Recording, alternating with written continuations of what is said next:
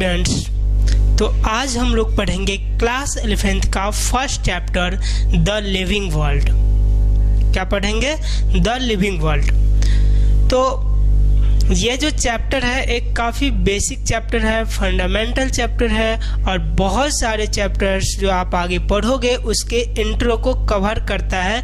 So I hope कि इस chapter को पढ़ने के बाद आपका जो इंटरेस्ट है जूलॉजी और बॉटनी के प्रति वो और ज़्यादा बढ़ जाएगा। अगर नीट के पॉइंट ऑफ व्यू से देखें तो ये चैप्टर जो है 1 से 2 क्वेश्चन इस चैप्टर से आ ही जाते हैं, तो और चैप्टर काफ़ी छोटा है तो और ज़्यादा इम्पोर्टेंट हो जाता है नीट के पॉइंट ऑफ व्यू से। तो चलिए स्टार्ट करते हैं द लिविंग वर्ल्ड। एक्चुअली हम लोग जिस वर्ल्ड में रहते हैं वो कैसा है? लिविंग है, या फिर यूं कहें कि हम लोग लिविंग वर्ल्ड में ही रहते हैं। अब भाई कैसे रहते हैं लिविंग वर्ल्ड में? तो चलिए इसको समझने के लिए हम लोग एक एग्जाम्पल ले लेते हैं। आप जिस रूम में रहते हो अगर आप वहाँ पे देखोगे तो वहाँ पर भी आपको बहुत सारे लिविंग ऑर्गेनिज्म मिल जाएंगे, like mosquitoes, flies, rats, lizard, है कि नहीं? ये सब क्या है? लिविंग ऑर्गेनिज्म है जो आपके रूम में मिल जाते हैं। अगर किसी ने गार्डन लगा रखा है तो जो प्लांट है वो भी लिविंग है ना? अगर आप लोगों में से किसी ने पेट्स पाल रखे हैं तो वो पेट्स क्या है स्टूडेंट्स? वो पेट्स भी एक लिविंग ऑर्गेनिज्म है। या तो डॉग हो सकता है पेट्स में, या फिर कैट हो सकता है, और वो लिविंग ऑर्गेनिज्म है। इवन बहुत सारे लिविंग ऑर्गेनिज्म तो ऐसे हैं जो हमको नेक्ड आई से दिखाई ही नहीं देते, है ना? लाइक अमीबा, माइक्रो ऑर्गेनिज्म वगैरह जो भी है वो नेक्ड आई से दिखाई नहीं देते। इवन आप खुद क्या हो? एक लिविंग ऑर्गेनिज्म हो, है कि नहीं? तो बताइए, हमारे चारों ओर इतने सारे लिविंग ऑर्गेनिज्म हैं, हम लोग घिरे हुए हैं, तो हम लोग कहाँ रहते हैं? लिविंग वर्ल्ड में रहते हैं। तो अब एक क्वेश्चन उठता है कि व्हाट इज लिविंग? क्या एक क्वेश्चन उठता है कि व्हाट इज लिविंग? तो भाई लिविंग क्या है? तो देखिए, आप लोग बचपन से पढ़ते आ रहे हैं लिविंग, नॉन लिविंग, है ना? आप लोग ये चीज़ें बचपन से पढ़ते आ रहे हैं तो सबको पता होगा कि लिविंग क्या होता है। लिविंग को समझने के लिए हम लोग क्या करते हैं, एक एग्जाम्पल ले लेते हैं। आप किसी भी लिविंग ऑर्गेनिज्म का एग्जाम्पल ले सकते हो, वो चाहे छोटा से छोटा बैक्टीरिया हो, वायरस हो, है ना? वायरस तो लिविंग नहीं है, ठीक है? ये नॉन लिविंग है, नॉन लिविंग है, ये बीच में आता है। तो कोई भी छोटा से छोटा माइक्रो ऑर्गेनिज्म ले लो, या बड़ा से बड़ा, चाहे वो कोई प्लांट हो या फिर एनिमल हो, ठीक है? उसका एग्जाम्पल लेके समझते हैं, ठीक है? तो आप कोई भी ले लो, उसके साथ क्या होता है? उनका बर्थ होता है, फिर वो ग्रोथ करेगा, है ना? फिर उसमें मैच्योरिटी आएगी, मैच्योरिटी आने के बाद रिप्रोडक्शन करता है, और रिप्रोडक्शन के बाद सेनेसेंस, जिसको बुढ़ापा बोलते हैं, है ना? सेनेसेंस स्टेज आता है और फाइनली डेथ कर जाते हैं। तो दुनिया में जितना भी लिविंग ऑर्गेनिज्म है, चाहे वो लिविंग ऑर्गेनिज्म कोई भी हो, छोटा से छोटा माइक्रो ऑर्गेनिज्म हो या बड़ा से बड़ा प्लांट हो या एनिमल हो, है ना? उन सब के साथ यही होता है। तो क्या हो सकता है इनका डिफिनीशन? बोल सकते हैं, इसका आंसर हो सकता है a living being takes birth, grow, mature, reproduce,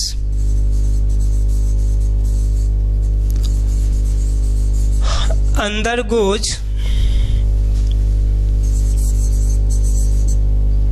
senescence, and finally die, ठीक है? तो किसी भी लिविंग ऑर्गेनिज्म को ले लो आप दुनिया के, यही होता है और यही इस सवाल का आंसर है व्हाट इज लिविंग का, ठीक है? यहाँ पे एक पॉइंट आया है सेनेसेंस स्टेज, हो सकता है आप लोगों को नया लग रहा हो, ये क्या होता है? अगर आप इसका मतलब समझे तो हिंदी मीनिंग इसका बुढ़ापा हो सकता है। क्या होता है? बुढ़ापा होता है। है ना। अब सेनेसेंस को कैसे पहचानेंगे, इसका कैरेक्टर क्या है, तो इसके 2 पॉइंट्स है। देखिए सेनेसेंस आने के 2 पॉइंट्स है। पहली बात, जब भी सेनेसेंस आएगा तो किसी भी ऑर्गेनिज्म का जो मेटाबॉलिज्म है ना, वो क्या हो जाता है, स्लो हो जाता है। तो slow down of metabolism, metabolism क्या हो जाएगा, स्लो हो जाएगा। दूसरी बात, सेनेसेंस स्टेज में जो रिप्रोडक्शन की जो कैपेसिटी है वो पूरी तरह से खत्म हो जाती है ना। तो लॉस ऑफ रिप्रोडक्टिव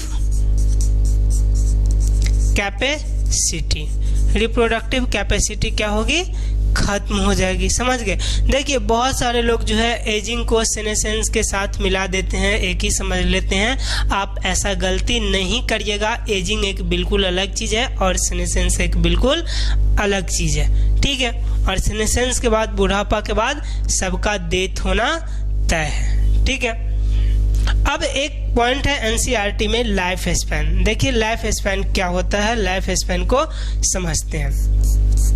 तो किसी भी ऑर्गेनिज्म का बर्थ से लेकर जो नेचुरल डेथ तक के बीच का जो पीरियड होता है उसको क्या बोलते हैं, लाइफ स्पैन, है ना। तो it is period between birth to natural death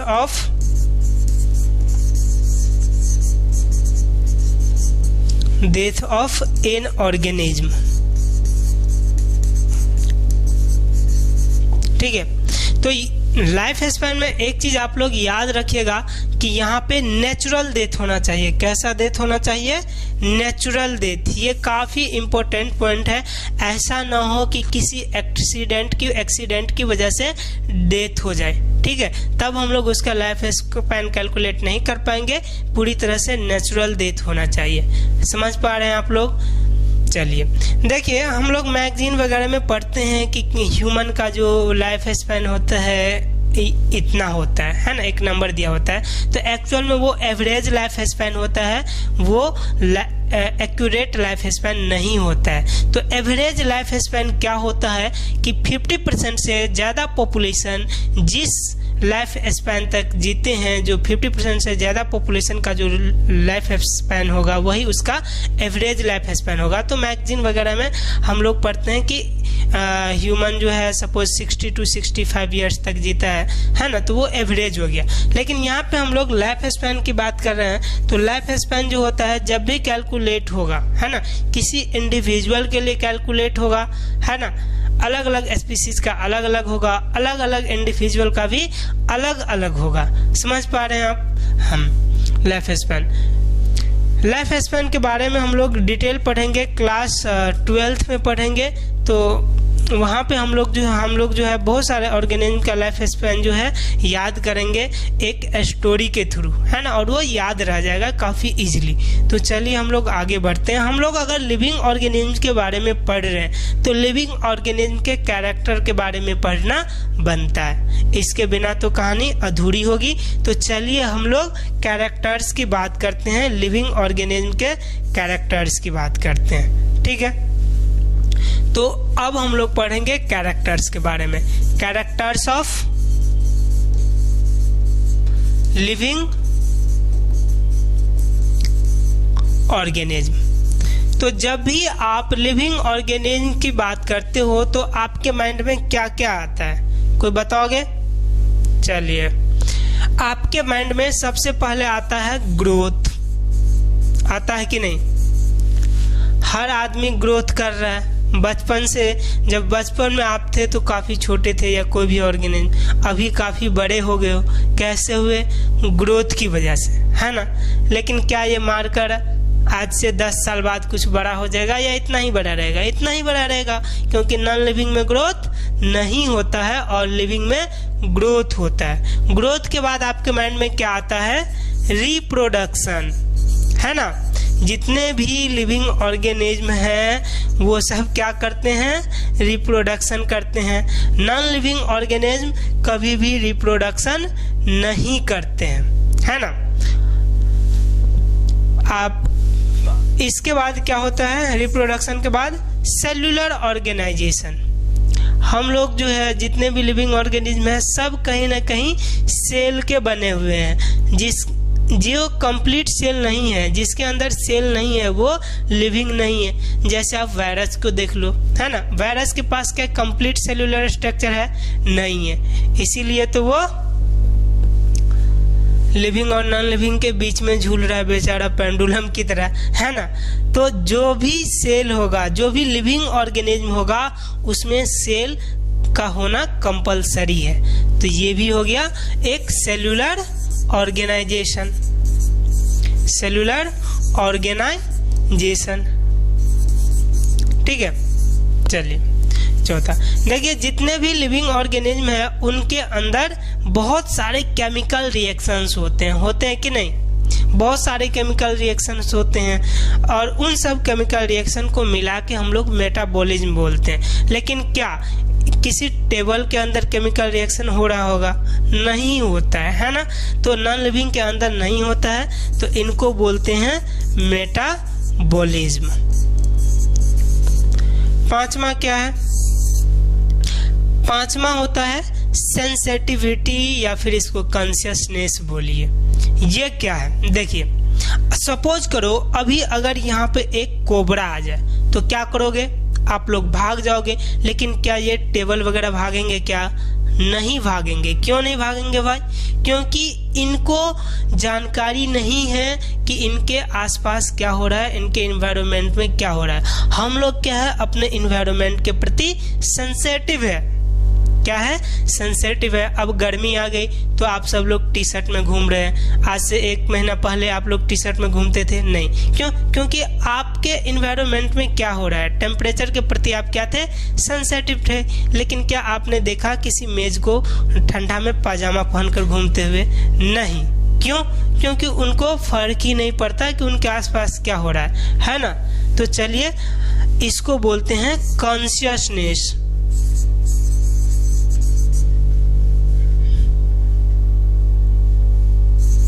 consciousness या फिर एक दूसरा नाम है एबिलिटी।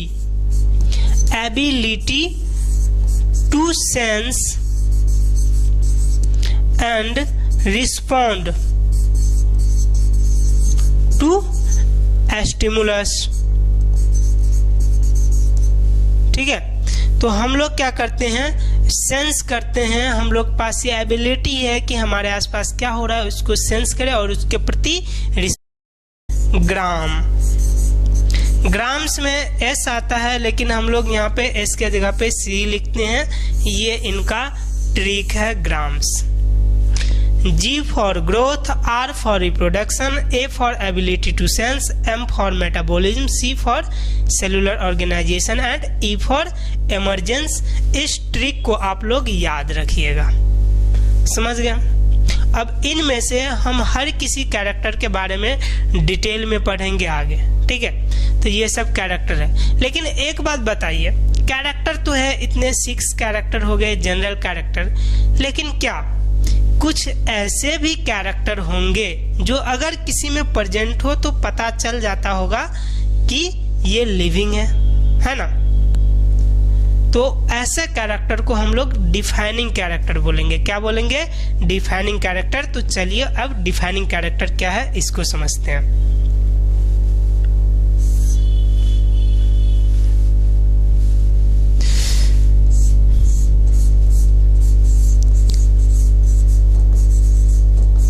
Defining character.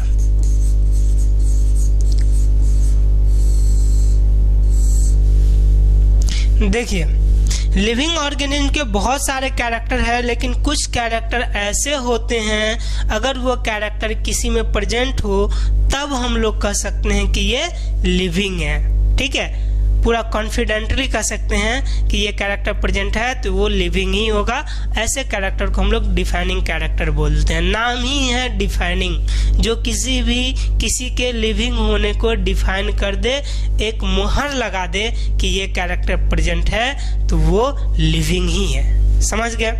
तो डिफाइनिंग कैरेक्टर होने के लिए क्या क्या कंडीशंस है इसको समझते हैं। किसी भी कैरेक्टर को डिफाइनिंग कैरेक्टर होने के लिए 2 कंडीशंस को फॉलो करने पड़ते हैं और ये कंडीशन है, सबसे पहला कंडीशन है कि इट शुड बी, वो जिस कैरेक्टर की आप बात करोगे वो कैरेक्टर प्रेजेंट होना चाहिए सभी लिविंग ऑर्गेनिज्म में। It should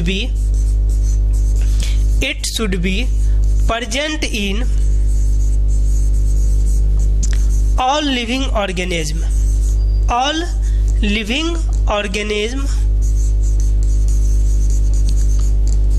without any exception, बिना किसी एक्सेप्शन के वो कैरेक्टर सभी लिविंग ऑर्गेनिज्म में प्रेजेंट होना चाहिए। दूसरा कंडीशन क्या है? दूसरा कंडीशन है कि it should not present in any non-living, ठीक है। तो ये 2 कंडीशन है। अगर किसी कैरेक्टर को दे करके पूछे कि बताओ ये डिफाइनिंग कैरेक्टर है या नहीं, है ना, तो आप इन दोनों कंडीशन पे को अप्लाई करके देखोगे और अगर ये दोनों कंडीशन फॉलो हो जाता है तब हम बोलेंगे कि वो कैरेक्टर जो है डिफाइनिंग कैरेक्टर है। पहला कंडीशन क्या है कि it should be present in all living organism without any exception, यानी कि कोई भी ऑर्गेनिज्म ऐसा नहीं होना चाहिए इस दुनिया में जिसमें वो कैरेक्टर प्रेजेंट नहीं होना चाहिए।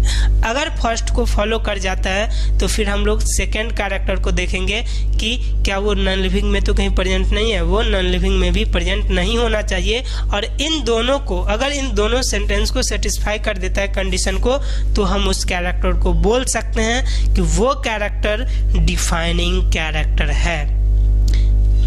एक चीज और, अगर आप इन दोनों सेंटेंस को गौर से देखोगे तो पता चलेगा कि एक ही बात को 2 तरीके से लिखा गया है। आपको ऐसा लग रहा होगा, लेकिन ऐसा बिल्कुल नहीं है।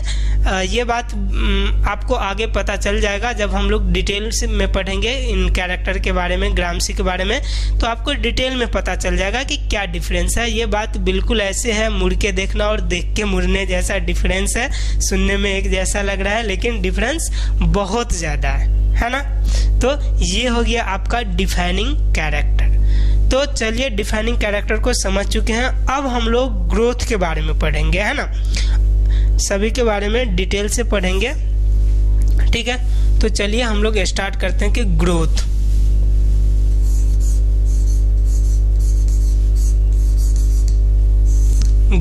क्या होता है, इसके बारे में अब हम लोग समझते हैं, ठीक है।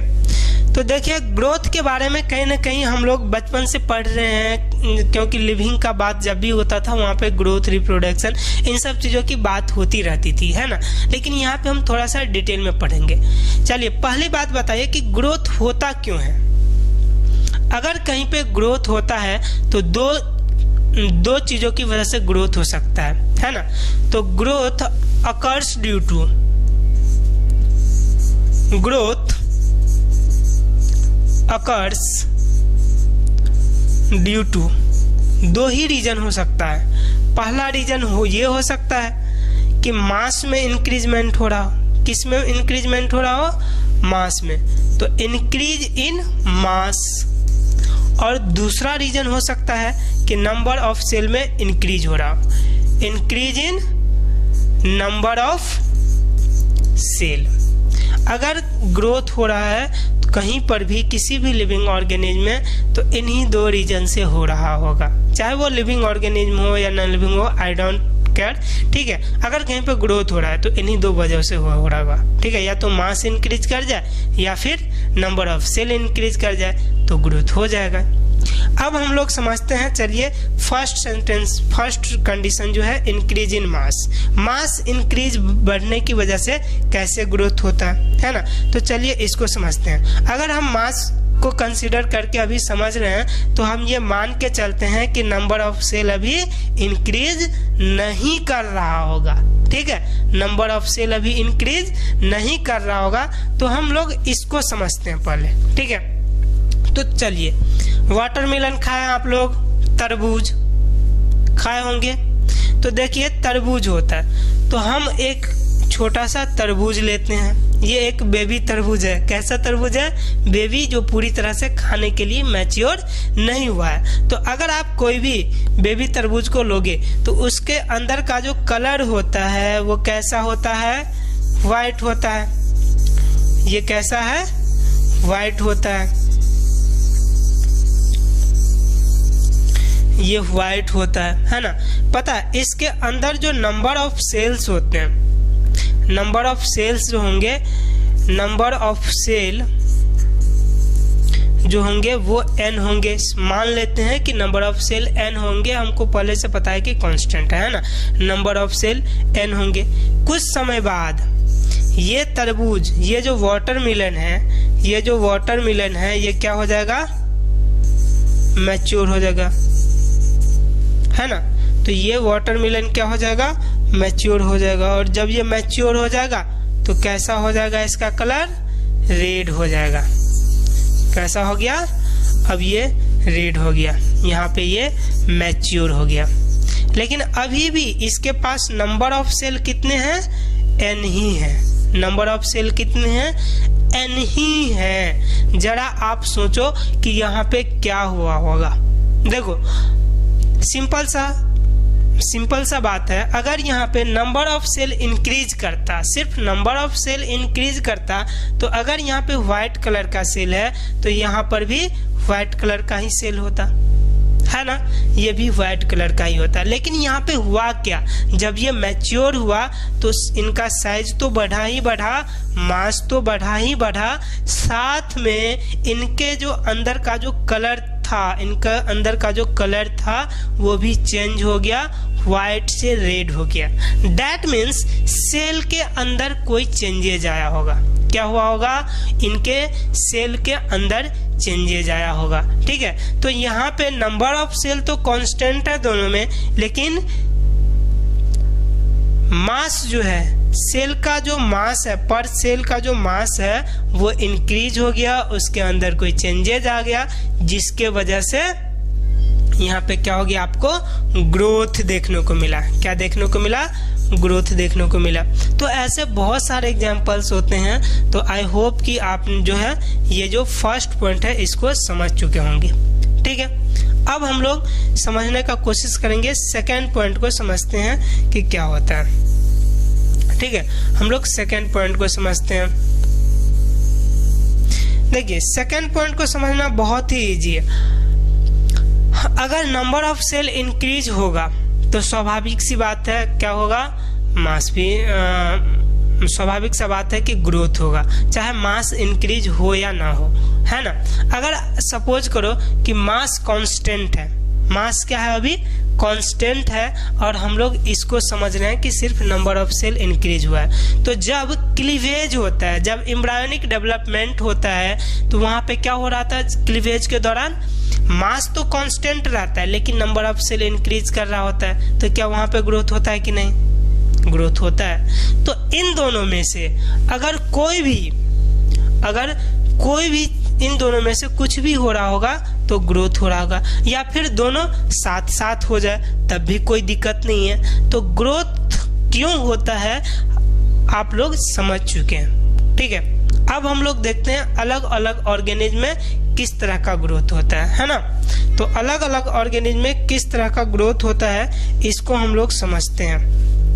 ठीक है, तो यूनिसेल्यूलर में ग्रोथ इन यूनिसेल्यूलर,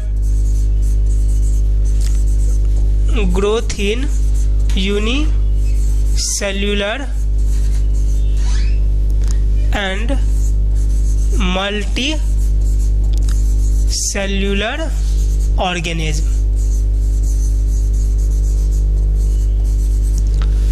हम लोग समझेंगे कि यूनिसेल्यूलर और मल्टी सेल्यूलर ऑर्गेनिज्म में किस तरह का ग्रोथ होता है, जरा इसको समझते हैं। ठीक है, तो एक साइड लिख देते हैं यूनिसेल्यूलर और एक साइड मल्टी सेल्यूलर। चलिए, एक साइड यूनिसेल्यूलर और दूसरी साइड मल्टी सेल्यूलर।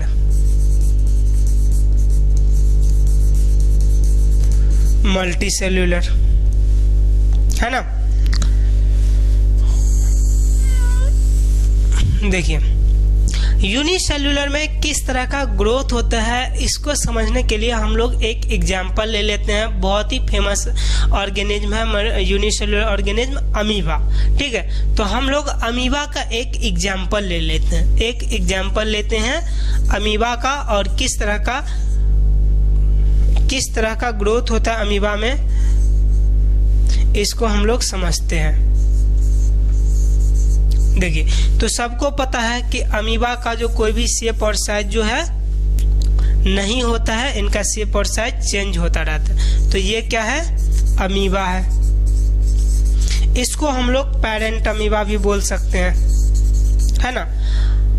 तो ये पेरेंट अमीबा है, इसमें क्या होगा, पहले ग्रोथ होगा। तो क्या होगा, इसका मास इंक्रीज करेगा, इसका वॉल्यूम इंक्रीज करेगा। तो यही अमीबा जो है, इनका साइज बड़ा हो गया। क्या हो गया, बड़ा हो गया। ये बीच में न्यूक्लियस है, ठीक है, तो इनका साइज क्या हो गया, बड़ा हो गया। अब इनका साइज बड़ा होने के बाद ये क्या करेगा, दो पार्ट में ये अमीबा स्प्लिट कर जाता है। ठीक है, ये अमीबा दो पार्ट में स्प्लिट कर जाता है। तो इनको क्या बोलेंगे, ये दोनों जो अमीबा बना है इसको क्या बोलोगे, डॉटर अमीबा। क्या बोलेंगे हम लोग, डॉटर अमीबा, है ना। तो देखिए यहाँ पर तो आपको ग्रोथ दिख रहा है, क्लियर कट दिख रहा है यहाँ पे कि इसमें ग्रोथ हुआ है। यहाँ पे दिख रहा है आप सबको, यहाँ पे पूरी तरह से दिख रहा है कि यहाँ पे ग्रोथ हुआ है। लेकिन यहाँ पे अगर आप देखोगे तो क्या हुआ है, नंबर ऑफ सेल इंक्रीज किया है कि नहीं, देख लो, नंबर ऑफ सेल इंक्रीज किया है। तो लेकिन साथ ही साथ ये एक ऑर्गेनिज्म से दो ऑर्गेनिज्म हो गए हैं, है ना। पहला ये और दूसरा ये, तो दो ऑर्गेनिज्म हो गए। क्या हम लोगों में नंबर ऑफ सेल इंक्रीज करता है तो हम लोग 1 से 2 हो जाते क्या, नहीं ना। उसी ऑर्गेनिज्म के अंदर रहता है, भले ही नंबर ऑफ सेल इंक्रीज करे। तो यहाँ पे अगर आप देखोगे तो नंबर ऑफ सेल इंक्रीज कर रहा है, बट 1 से 2 ऑर्गेनिज्म हो रहा है। तो क्या ये कंफ्यूजन नहीं हो रहा है कि इसको ग्रोथ बोले या रिप्रोडक्शन, क्या बोलेंगे, इसको ग्रोथ बोले या रिप्रोडक्शन। तो देखिए यहाँ पे इसको ग्रोथ कहा जाए या रिप्रोडक्शन कहा जाए, यहाँ पे ऐसा कोई क्लियर कट बाउंड्री नहीं है। यूनिसेलुलर ऑर्गेनिज्म में जो है ग्रोथ और रिप्रोडक्शन को म्यूचुअली इंट्रिंसिक माना जाता है। कैसा माना जाता है, म्यूचुअली इंट्रिंसिक। तो इसी वजह से यहाँ पे कंफ्यूजन हो गया। इसको ग्रोथ बोलिए या फिर इसको आप ग्रोथ बोलो या फिर रिप्रोडक्शन बोलो, कुछ भी बोल सकते हो। तो इसीलिए हम लोग बोलते हैं कि so growth and reproduction are mutually intrinsic, mutually intrinsic in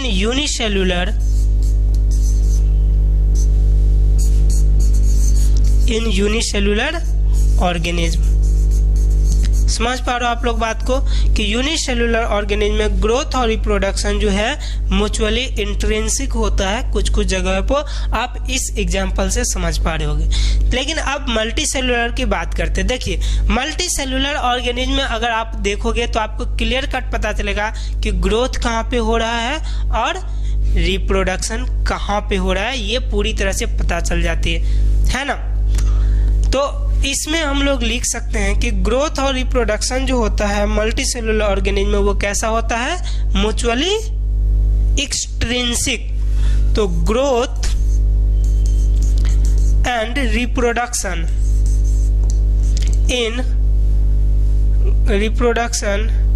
in multi cellular organism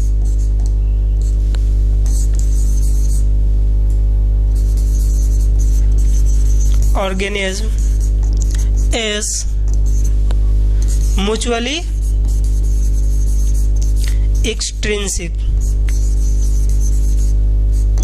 समझ पा रहे हो आप लोग कि किस तरह का ग्रोथ होता है, और आपको ये दोनों पॉइंट याद रखना है पूरी तरह से समझने के बाद, ठीक है, क्योंकि ये एनसीईआरटी का पॉइंट है। ठीक, चलिए अब हम लोग आगे देखते हैं। हम लोग अभी समझ गए कि यूनिसेलुलर में किस तरह का ग्रोथ होता है, मल्टी सेलुलर में किस तरह का ग्रोथ होता है।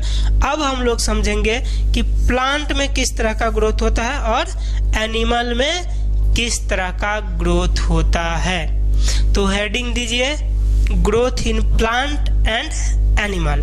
चलिए एक तरफ हम लोग प्लांट लिख लेते हैं और एक तरफ हम लोग एनिमल लिख लेते हैं। चलिए प्लांट और एक तरफ एनिमल,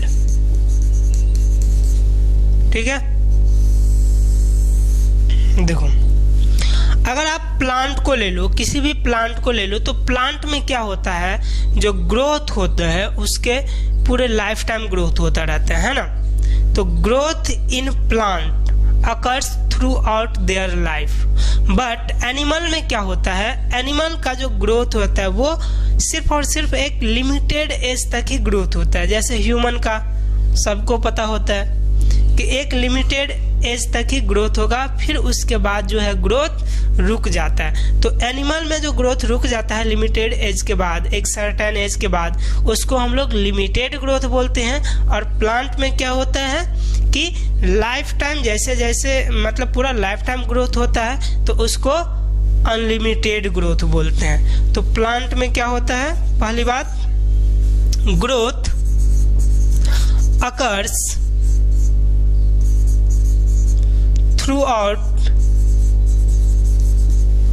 throughout their life, है ना। इस तरह के ग्रोथ को हम लोग अनलिमिटेड ग्रोथ बोलते हैं। तो जो प्लांट जितना पुराना होता है वो उतना ही मासिव और बल्कि होता है कि नहीं। तो प्लांट में अनलिमिटेड ग्रोथ होता है। अब बात करते हैं एनिमल की। एनिमल में क्या होता है ग्रोथ, केवल और केवल सर्टेन एज तक ही होता है, इसके बाद ग्रोथ रुक जाता है ना। लेकिन जो सेल डिवीजन होता है वो कंटिन्यू होता रहता है। जो भी लॉस्ट सेल है, कोई सेल खराब हो गया है, डैमेज हो गया है, तो उन सेल को रिप्लेस करने के लिए क्या होता है, सेल डिवीजन होता रहता है, बट ग्रोथ नहीं हो सकता। क्या नहीं हो सकता, ग्रोथ नहीं हो सकता। ऐसे मैं एक बार पढ़ा रहा था तो एक इंटरेस्टिंग बात है कि एक बच्चा ने पूछा था कि सर बहुत सारे लोग तो शादी के बाद मोटे हो जाते हैं, तो क्या उनका ग्रोथ हो जाता है। तो देखिए शादी के बाद जो मोटे होते हैं तो वो ग्रोथ नहीं होता है, ठीक है। नॉर्मली फैटी हो जाते हैं। जनरली क्या होता है ना, जो बहुत ज़्यादा मोटा हो जाता है वो फैटी हो जाता है, इसकी वजह से वेट बढ़ जाता है ना। तो उसको ग्रोथ नहीं बोलेंगे। समझ पा रहे हो बात, कि बहुत सारे आदमी बाद में, तो ग्रोथ एक सर्टेन एज तक ही होता है, ठीक है। चलिए तो growth occurs only up to a certain age. However, cell division occurs throughout